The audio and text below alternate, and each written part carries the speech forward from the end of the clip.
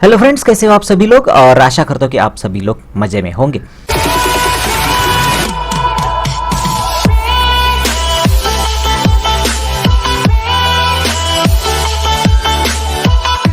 तो आज थोड़ी सी बात करते हैं, छोटा सा अपडेट है जो मैं आपको देना चाहता हूँ। जो स्टूडेंट्स अब महाराष्ट्र में इस साल आने वाले एकेडमिक ईयर में MBA MMS के लिए अगर एडमिशन चाहते हो तो आपको एक बात ध्यान रखनी होगी कि कुछ CETs को महाराष्ट्र गवर्नमेंट ने बैन कर दिया है और महाराष्ट्र गवर्नमेंट अब आने वाले साल से यानी 2021 के लिए जो एडमिशन्स होंगे तो उसमें वो कुछ CET से एडमिशन नहीं किए जाएंगे और कुछ ही गिनी चुनी CETs होंगी जिससे वो एडमिशन के लिए कंसिडर किए जाएंगे। तो चलिए करते हैं वीडियो में शुरुआत और देखते हैं क्या है माजरा।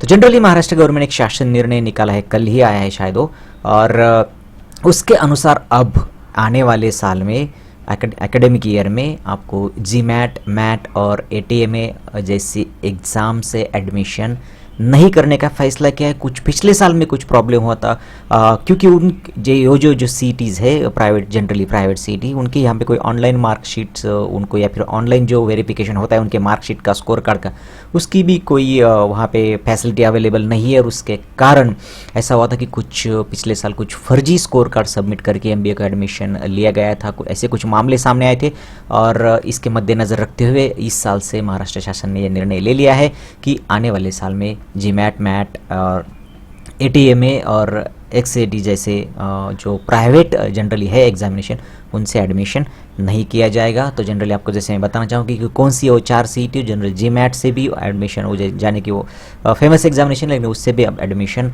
महाराष्ट्र में नहीं होंगे। MAT जो मैनेजमेंट एप्टीट्यूड टेस्ट है उससे भी नहीं होंगे, प्राइवेट इंस्टीट्यूट, प्राइवेट ऑर्गेनाइजेशन लेता है।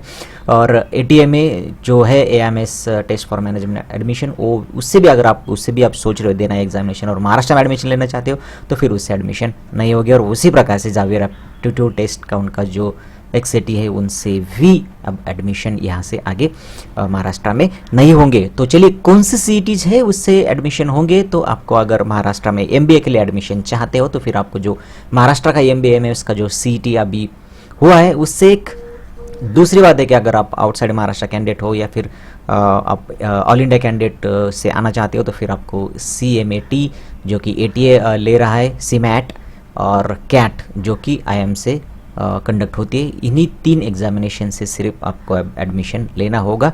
तो अब चलिए थोड़ा सा इतना ही एक छोटा सा अपडेट था जो कि अगर मैं ये आपको देना चाहता हूँ, मुझे लगा कि ये ज़रूरी आपको देना चाहिए। अगर कुछ स्टूडेंट्स ऐसे हो है जो महाराष्ट्र में एडमिशन लेना चाहते हैं और जो बैन की गई है या फिर जिससे एडमिशन वो नहीं लेंगे महाराष्ट्र में, उनके लिए अगर आप प्रिपेयर कर रहे हैं तो ये पहली ही बात आपको पता होनी चाहिए, ऐसा मुझे लगा, इसीलिए मैंने ये वीडियो आपके लिए पोस्ट किया है। तो चलिए ऐसे ही छोटे छोटे लेकिन बहुत ही महत्वपूर्ण अपडेट मैं आपको देते रहूँगा।